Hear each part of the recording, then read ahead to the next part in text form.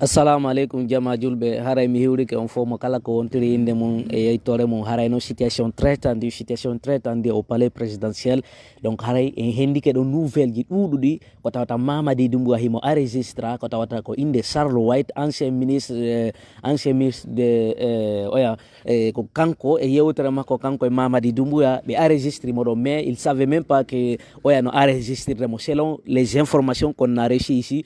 E kadi miijitoɗe moƴƴa famon situation très tendue au palais présidentiel. Mamadi mo wuli ɗo coup d'état parce que o wawali maîtrise de armée on ko mineta jamala guine on jentoɗo ɗe lan hakkil famon partage on live meɗen on andon hande kadi la paire a changé le camp. Maintenant ɓe sikkiɗo ɓe faami ɓe lanni wadde décision ji maɓɓe ɗin ɓe haalde fi constitution ji ko fenade ɓe jokkeri muɗum marsata few immode en fof meɗen assumé propos ji men ni joguitoɗen la victoire est avec nous, la victoire est avec nous. Immode en fof meɗen dartoɗen andinen ɓeɗo wata en ƴeñƴan ɓe ko minata on nini situation très tendue au palais présidentiel. Wallahi billahi mi fenanta on ko mi wonnon ko yewtude ɗo ko piiji laaɓuɗi poste en yiiɗo rumeur ji on ɗi jindude ka réseaux sociaux hecciti hanki e hecci hanki innugol folike min gue billo ba hitirama Sierra Leone.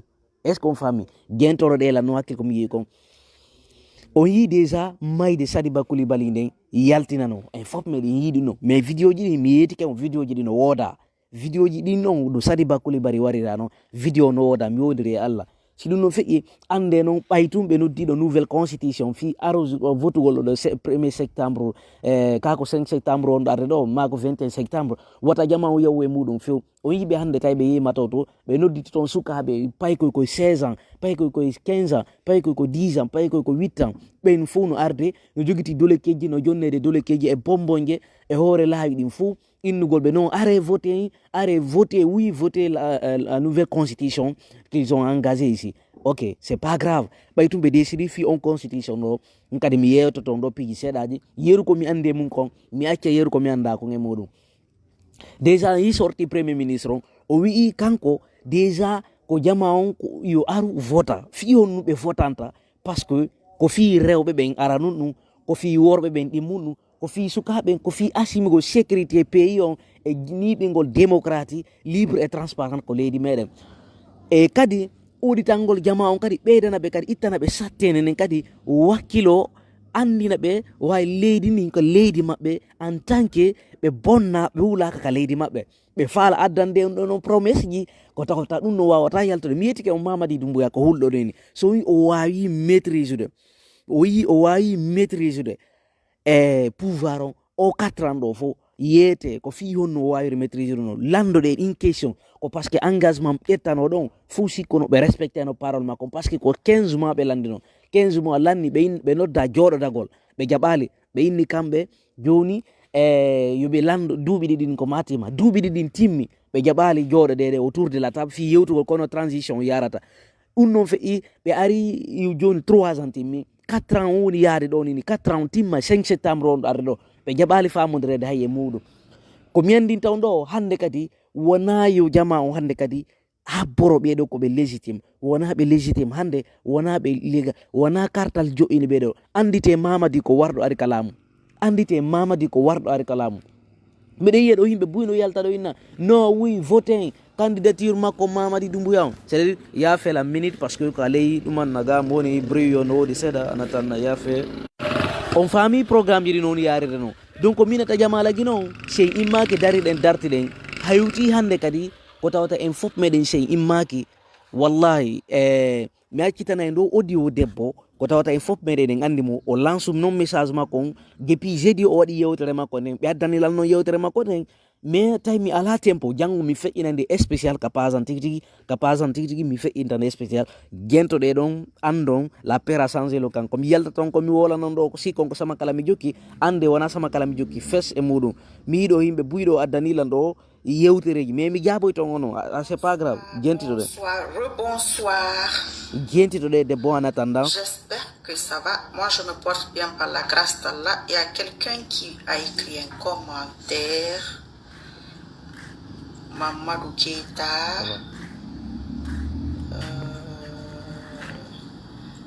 Même pas qu'il allait faire 1 an au pouvoir. C'est ça. Si seulement si.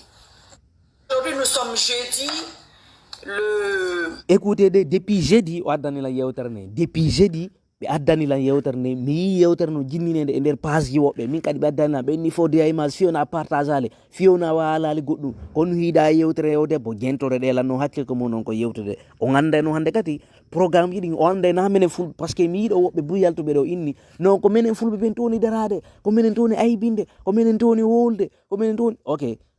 Tawi transition arɗo tawi ko minen to sabotatamo gentoɗe o debbo ɗo ko sosojo woni yewtude ɗum na pullo ni na maninkalje ni ko sosojo c'est une sousou qui est en train de parler ici qui est en train de s'exprimer ici en français et en langue sousou et un peu en malek gentoɗe ɗe mo hakkil famon ko ɗon ko yewtude andon wona ko mi onon kon to yewtude sikkon ko ɗum noon to gentoɗe ɗe lan woodi wonɓe lan ɗowde fode ay mas ko min to mais yimɓe wonduɓe ɓen e fode ay ko yimɓe ɗuɗuɓe wona min to gotoɗe gentoɗe famon debbon kon ko yewtude si mi ari mi ɓeyditana on ɗo. Nous sommes jeudi le 10 juillet 2025. Voilà.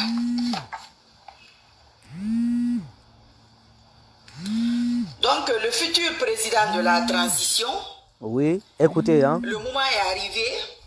Inch'Allah, qu'Allah facilite, qu'Allah te le facilite plus qu'il ne l'est facilité pour mon petit là. Mamadis. Qu'Allah te le facilite, que tu l'attrapes très très rapidement. Très très vite, proprement et correctement. Qu'Allah me facilite ça. Si seulement si j'ai participé à leur arrivée, si seulement si j'ai participé à ce qu'ils passent tout ce temps au pouvoir, c'est tout. S'il n'y a pas eu ça, ça ne marchera pas. C'est comme les mathématiques. Voilà. Donc il faut venir me débarrasser de ce petit-là. Il ne faut pas avoir peur. Il ne faut pas douter. On a commencé hier. Je vais régulièrement m'adresser à toi, je vais dire toi ou vous, peu importe. Je vais régulièrement faire des vidéos pour te parler, pour te motiver, pour t'encourager. Ne crée rien, Inch'Allah. Ça va très bien se passer. Et il faut faire le travail. Mido Fonike Mengeyali, Oinido Marie Sissoko. Elle s'appelle Marie Sissoko. Ah bon? Si elle s'appelle Marie Sissoko, si l'on voit identifier des pages Macron, quand der commentaire diando identifier page makon adanola ma mardo kala konta kan ye windano lan ko parti ko contre do ko contre tidial 224 do quand der pa messenger don kala windano do lan non addani lan non capture page de bon min tigri mi yami abonné to mi félicité mo e kadi si tawi ka contre IFDG fode image kadi don wayi addano de lan non si tawi kadi ko contre fode image simple don wayi addano de lan ka messenger gidin tati kala kaddano do lan madu identifion de bon compte page de bon kander live do wa identifier mo kander commentaire après mi aro mi abonno ka page makko mede fala andu do kala kadi andu do kadi hito makko kala bilam fala yo be andina inne makko ne ko commentaire do après si tay be wawal identifier do mi mi dabito mo parce que déjà c'est une femme battante bientôt de correctement proprement pour que ce soit propre. Tu connais ta mission, lui il a fini sa mission. Il n'imaginait même pas qu'il allait faire 1 an au pouvoir. Lui, il a pu gouverner la Guinée. Toi aussi, tu peux. Non ko woni yewtude ko fiti remplaçant du général Mamadi Doumbouya. C'est le fiti remplaçant de Mamadi. Le message est clair. Son message doit rentrer dans les deux oreilles des hommes en robe. Parce que si kido hande kadi be wayi gouverner des pays yon. Baytum be wayi gouverner des pays yon. Yobe andu kala remplace do kala sauve de la Guinée situation monde mundo onon kan way gouverne des pays men c'est-à-dire o yewtira non non fi wolangol hara ko opposition jono badana ko be dictateur be ceux qui n'ont pas respecté leur engagement le 5 septembre. Il avait dit que ni lui ni aucun membre du comité national de rassemblement pour le développement et des organes de la transition ne porterait candidat les élections organisées pour le retour à l'ordre constitutionnel. Si ben ngari do famina ngolendo o référendum be on wadde do constitution be on wadde do be sikki do jamaon non are voton non ko fi droit démocrate libre et transparent jamaon ngaro yeyebe doginaybe votaybe voyageobe pijini fo hoyay lagine wontay paradis buri ko wodi don palais présidentiel on woni aleganna mabbe on bay mamadi woni alla modon jodo de yiyon ko fe'ata kon on yiye ko fe'ata kon gentoroɗe men no hakkil ɓay tum ɓe wawi fermude médiaji ɗin ɓe sikki hande kadi ɓay médiaji ɗin fermama ɓe wawi hande kadi huɓidade Guinée fo ɓe sikki fenade ɗum noon feƴƴi ɓe yehi ɓe nangi foni ke men ge e billoba ɓe sikki hande kadi leydi men ndi ɓe wawi hande kadi huɓidade ɓe anda hayi fus e muɗum ɓe fama ɓe yi moƴoɓere goo no yalti inetede frappe ɓe yi nden noon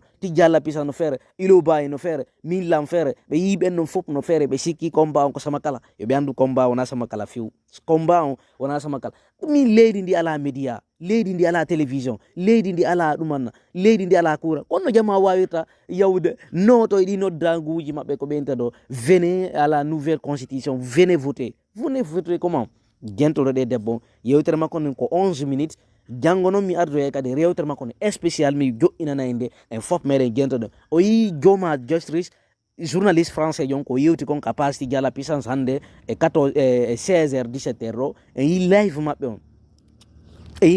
on ko ɓe yewti kon ɗo ko tawata o yi s'exprime o ya ardiɗo le commandant recommandiɗo des forces spéciales de la Guinée on yi ko o noddimo kon o raccroché appel makko par ce que fi on o landike mo fi fonike menge o inni non kanko anda qui êtes vous d'abord o inni kanko ko journaliste français Thomas Justice fop nandi mum o inni kanko déjà kombo joni mo hay adresse noddugol moɗon o inni non ko parmi kamɓe hakkude mon to par ce que o humpitama ko kanko woni saabu tortirugol fonike menge e Billoba e Habib Maron Camara jonnon ɓay noon ɓe accusima oruno yo répondi kanko o dara wawi andi français jon kanko mo faami to andi c'est à dire ɓe yiya ɓe inni ko complot ɓe on wadde hoore jama jentore ɗe noon hakkil faamo andon wawi ɗi e balle ɗo fof meɗen deƴƴani ɓe sikkudeji men fanku mara men huulu ɓe famala e fus mum mi toriki on onon kuppoɓe yewtoreji annin kadi Amadou Alpha Amadou Depi e ɓeɗa ɓe wonɓe ko Afro TV mbiɗe turi yo moƴa coupe e o parti ɗo onon tigui waɗon kala ko page ji moɗon famon ko monon ko yewtude andon hande kadi la peur a changé le camp écoutez cette femme là apprécié lanni mi ɓeyditana en ɗo révélation goto mo mi aroyta kadi janggo mi ɓeyditana en ɗo yewtereji gonto par ce que mi décidi o semaine wonɗo arde ɗo mi jouinayi vidéo ji goɗo si mi jouiniɗi onon tigui on anday si mi jouini vidéo ji no arde ɗo on anda si ɗum noon feƴƴi mi aroy kadi mi yewta en ɗo programme ji seeɗaji ko tawta on fof meɗo hiɗo on andi décision mo IFDC jogani on cour suprême on cour suprême ko ha le 17 wonɗo arde ɗo mais habbi ɗo ha le 17 si tawi ɓe yaltina les décision maɓɓe on IFDG asimay propos ji maɓɓe ɗin ɓe ƴettay hande kadi décision final par ce que ɓe wawi muñanade ɓe hande kadi ha hewti ɗo ɓay tum ɓe wawali hande kadi respectude hoore maɓɓe IFDG hollay kañum kadi no mari décision IFDG hollay kadi no mari doole IFDG hollay kadi peuple de Guinée fof no ɓaawa maɓɓe IFDG kadi hollay kadi ko honno woni IFDG en fof meɗen en andi IFDG wona hunde manamanare IFDG wona piwum Samakala gentoɗo e debbo daren somi inni mi waccay ɗo IFDG ma mi wolay ɗo fi présidentiel u dalen en lanata gentoɗe la victoire est avec nous gentoɗe moƴa oui toi aussi tu peux le faire. N'hésite pas. Quand tu viens, bon ça je peux pas dire. Quand tu viens, tu l'attrapes. Il faut pas avoir de doute. Le jeu va être comme un bébé. Inch'Allah. Qu'Allah te facilite cela. Amin. Il va être comme un bébé. Tu l'attrapes. Quand tu l'attrapes, ce que moi je veux, ce que je demande à Allah de faire pour moi, vous entre militaires, je ne sais pas. Pour les autres Guinéens, je ne sais pas. Je parle de moi. Entre Allah et moi, qu'Allah me fasse cette faveur, il faut me le fouetter. Vous le tendez, vous le fouettez. Comme les jardins politesses que les gens là écrivent ici. C'était le même problème avec Alpha Condé. Moi, je vous ai dit que je soutiens les gens pendant leurs moments difficiles. Je fais toujours comme ça. Je sais pourquoi je fais. Tu as du mal à l'attraper. Tu as du mal à l'attraper. Tu as beaucoup de mal à l'attraper. Parce que le moment n'était pas venu. Maintenant, le moment est venu. Fais-moi ce plaisir. Fais-toi plaisir. Fais plaisir à certains Guinéens. Parce qu'on ne peut pas dire que tout le monde ne l'aime pas ou que tout le monde l'aime. Le tout le monde qui l'aime là, c'est comme toi aujourd'hui. Ce que je suis en train de faire pour toi là, personne ne va le faire. Donc si tu viens, quand je dis quelque chose, si tu ne fais pas, j'ai mon droit sur toi. C'est la logique. C'est pourquoi je recommence. Et je ne vais pas le faire une fois. Je vais le faire plusieurs fois. Partagez la vidéo. Ceux qui veulent m'insulter, n'ont qu'à venir m'insulter. Ça va être très rapide, Inch'Allah. Très très rapide. Je vous ai déjà dit que ça sera par rapport à moi que le Guinéen va comprendre. Affaire d'Allah là, c'est quoi? Vous allez comprendre ça. Je suis pas voilé. Tu as raison. Oui, mais c'est la femme. No wodi rewbe sifa beedo be marbe ka leydi meden no wodi rewbe be marbe sifa beedo Europe Amerique e nder partout a edna mais ananta jamais kon no mapini be kambe ko wolugol fi dewle e amugol TikTok lummino ama kambe ko dun no mapini be ananta jamais be okki ko mabbe ko fi politique be andale politique unno se dari no waywa hatta mina politique ko dina o ko fi wata jama on dumano mais sandari au fond ko inte ko géopolitique manito ko inte géographie ma science scientifique bebe andu be mentidi ko non politique hay suka be meden ben be doa andu ko non politique be doa andu ko non fejude ka présidentiel be doa andu ko non fejude ko dumana ke ko dumana honno be nata honno peuple de Guinée hibe duwa andugol kala ko fe'ata e leydi mabbe ni unno na hay peuple de Guinée États-Unis mi yeto on do no mi yetta do posum mi yeto on do hunde wotere ande américain be ben kambe ido ngandi déjà États-Unis superficie mabbe on 9,8 millions de kilomètres carrés arrondissement tout anden kadi habitant be États-Unis be fop mabbe be ila be A à Z ibe andi ko non fejude ka maison blanche be fop mabbe be andi ko non fejude ka maison blanche na fi de ka maison blanche tombe mais be fop mabbe be andi ko non fejude ka maison blanche mais enen hay en ala andude ko non fejude ko assemblée nationale en ala andude ay fus Guinée no tapitung e hore no shikatung enen ardo ko enen mako ardo enen ala conviction ko dun non problème medum in ala conviction ene de do asimugol propos je meni kader pays mede c'est inni carré jo wa en wa ko Sénégal ko mi getta do posum parce que yimbe gono ton ari adani lando conflit won do hakkunde Sonko Diomaye Faye mi getta do posum min dim programme yo wana intéressé do la mais bayi ha Sonko mi yewto do hunde motre selon min no mi yiri no bayi ha Sonko tay wata buzude Macky Sall décidi do adata Macky Sall organise l'élection gini parce que mois de avril février hewti imamu be moko babe be Macky Sall be fewtuno Macky Sall yerube jabano be tawtugol Macky Sall be fewtuno Macky Sall be ni he si yehi ha mois de avril hewti tel jour ma ndel tel mois do si tay organiser l'élection gini andu hande kati na président de la république hande kati men kontama ko président de la république de Macky Sall force no yetti mbudi jonni jamao yetti mbudi jonni moko babe i wobbe mabbe ton fi ko wadugol confusion fi sodugol dasa de conscience qui les vise particulièrement ce moment be wobbe mabbe jabano few moko babe andabe ben tigi daribe dartibe be inni kambe be tawtata ullerde be wonno don be tatal bay be fewti Macky Sall be wolani be gonga Macky Sall o yaano bayi Sonko yalti hakkuno modo Allah o daronoki peuple mabbe on immino dari souteni mo fi o lamo mais enen ardo ko ene makko c'est-à-dire ara ko yurminkino dare leydi men do wonde barki buri do no wota darono mi yido be addani lan no conflit on do hakkuno makko e Diomaye Faye ko mi yidano nande mais bayi wa irini si tay ko gonga woni hakkuno mabbe conflit no hakkuno mabbe you are like to conflit fi on no parce que Sonko ardini mo kanko Bassirou Diomaye Faye yido sorti mabbe on États-Unis e yi ko be yidi kon kambe e Donald J Trump e yi discours ji mabbe e yi yewtere Oumar Sissoko Balonde e yi yewtere kanko Bassirou Diomaye Faye e yido kadi yewtere kanko président Mauritanie on e yi kadi président Oligui kadi e yi kadi yewtere makko ne kambe don 5 les 5 présidents yewtere o yane e yi kambe président je do ko be yewti ko mais kambe ko be yewti ko non fo mi naali mede woni d'accord e mabbe fu ko be yewti ko mais are gollide mo kala mede heba intérêt mudum on harana wiyo me yawma yurmin keno ko modon mais ara ton yimbe amen be na ton men toro on ton min na ko ndo me yurmi non mais ko melno me tawti Oligui ko yewti ko are pourcentage gagnant donc uno me tawti amma non problème won do hakkuno makko Sonko innugol way bay Sonko ardini mo hande kadi bay ko kanko woni président de la république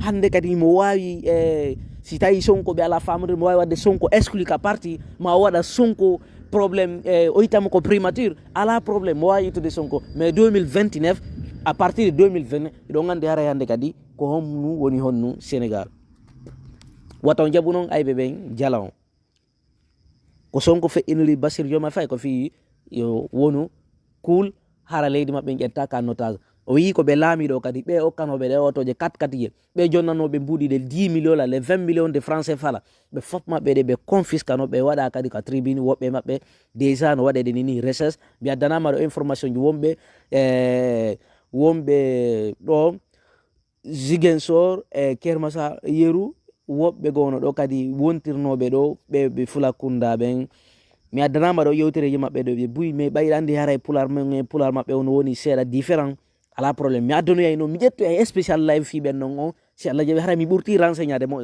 mais ko noni intéressant koyen faamu ko wonkon feƴƴude ka leydi meɗen ande wawi hande kadi mi aray ha ɗo mais ande hande kadi jentitoɗe debbo no gasa mo wawi landintinade seeɗa yewtere makko ne si tawi wawa landude en aroya deuxiéme live inchallah à très bientôt Fodé